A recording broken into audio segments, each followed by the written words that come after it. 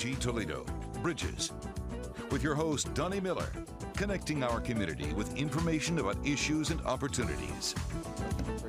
Hey, good Sunday morning and welcome. This is Bridges. We are so glad to have you with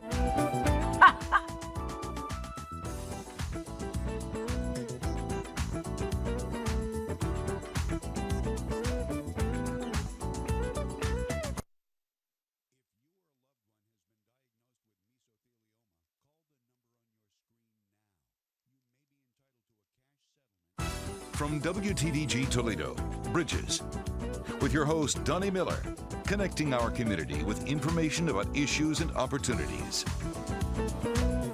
Hey there, good Sunday morning, and this is Bridges. We are so glad to have you with us today, and the reason for that is that we are talking about a topic that is critical for you to know about. We're talking about child support, the importance of child support, and this just happens to be Child Support Awareness Month, and we have an amazing set of initiatives in this county all around the supporting of dads who are involved in this process and the supporting of moms that are involved in this process. We've got some great folks here to talk to you about that. I'd like to introduce them to you now. Starting over here, we have Pete Gerken, all-around guy, chair of the County Commissioners and honorary chair of the Child Support Awareness Month process, initiative, celebration, attention, all of that. All right? true. All true. All That's true. True that. Thank you.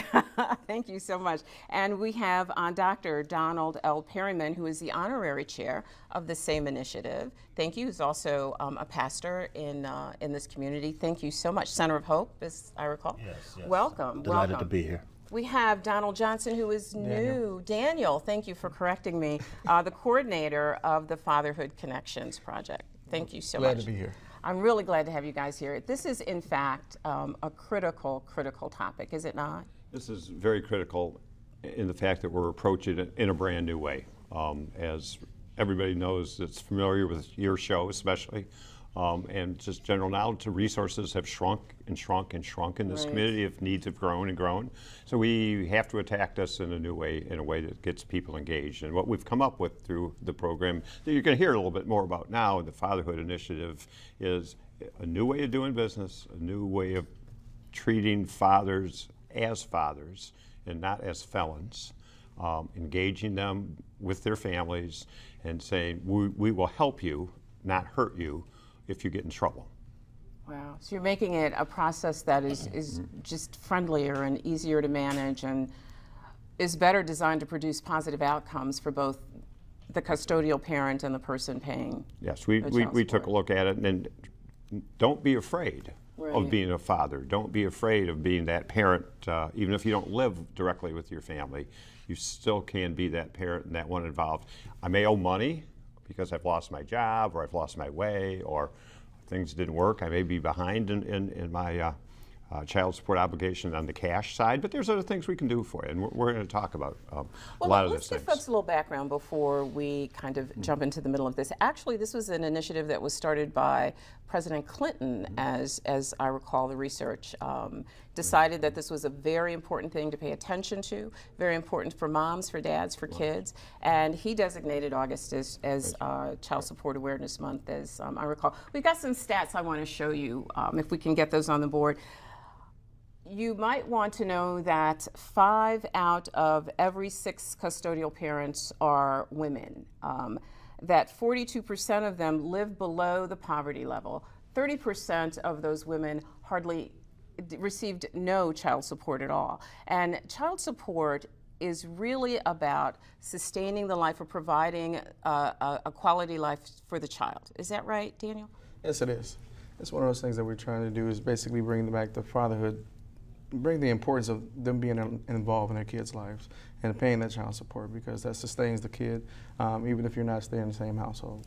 Right, and it's the money is supposed to be used for clothes and shelter and food. It's about supporting that child. Yeah, I think we get that all confused as adults. Sometimes we think it's more about the parents, but it's really just about the children. So your approach to this month is what? Turn the page. There's a new update to think about child support, to think about fatherhood. I may be the only one up here that's paid child support in my lifetime a couple times. And when I was a worker at at the Jeep plant, it was easy to pay when the plant was working. They took out your check, the mother got the, but there was times of long layoffs where some of us didn't always follow the process and made sure the money you got where it's supposed to be. You're on an unemployment check now, you don't know when you're going back to work. It's easy to fall a week or two behind. Then you get afraid. Well, and of course you do, because there are consequences now, aren't there, Pastor Perryman, for not paying child support? Absolutely, and I think part of the innovation with this program is that it looks at it not from so much a punitive standpoint, but an empowering perspective, and I think that's good for all involved. So what are the primary reasons that men are not paying child support, or the custodial, the non-custodial parent? What are the primary reasons for not paying child support? Well, one of the reasons basically is fear. Sometimes they feel inadequate if they don't have a job or whatever, if they're not doing what they're supposed to be as far as responsible, being a father. What we try to do is empower them, like Reverend Perryman was saying. So, what does that mean, though, empowering them? Well, we bring them in and try to find out exactly what's wrong with them, what is stopping them from paying child support. Well, we sit them down and let them talk to us about it, and we try to help them overcome whatever barrier it is so they can pay their child support. A lot of guys feel that they see their kid or they pay for some tennis shoes or something, and they're doing what they're doing their part, but they still don't have a legal obligation to pay child support. So what we do is try to help them find a job, education, either training to try to help them overcome that. So that fear is one of the biggest issues with some of the guys that's coming through the program. Why should I pay child support, or she just out trying to get me, or whatever, things of those nature. So, and we help them overcome that by sitting there talking to them. There's other ways to go about paying your child support, and basically you have to step up, and basically that is your child, and you're responsible for that child. Even though you're not maybe there all the time with it. But aren't these things that these are bright guys? Aren't these things that they know? They know that they've made this baby and they're responsible for this child. They know that the child has to eat and that costs money. They know that they should have some obligation for supporting this person that they helped create. So what are you saying to them that's different? I think you mentioned the statistics, 5 to 6 live with the mother, Right. are the residential parent, and so many are below the poverty line. Well, Right. these men are below the poverty line too. And Donnie, we've talked a couple times on the show about the concept of bridges out of poverty, Right. and what poverty does to your mental state.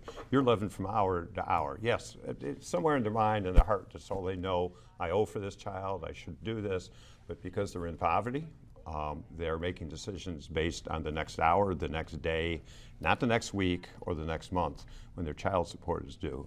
It's that tyranny of the moment that poverty is, and that's a huge barrier. It affects the man, who also it has an emotional attachment to this, and there's some pride, false or real, that I can do this or I don't have to do this. So we use our concepts of why people are in poverty and how it makes them think. When they come to the program, employ some of those techniques to remind them that you don't have to just think about what's going to happen to me between now and 6 o'clock tonight. You got to think about what your obligation is tomorrow to your family and your children, and how can we help you think like that. You know, it's really interesting, the point that you raise about so many of the men who are required to pay child support actually being in poverty themselves. And there's a lot of discussion out there now about needing to reform the payment law so that you are not pushing men further and further into poverty, which then makes this a bigger issue than the huge issue it already is. So that's really interesting. So your program addresses the issue with men, I presume, about how to manage those payments when they're unemployed, because they're still required to pay it. You're still required to pay child support when you're unemployed, when your salary is reduced. There are very few excuses not to pay it.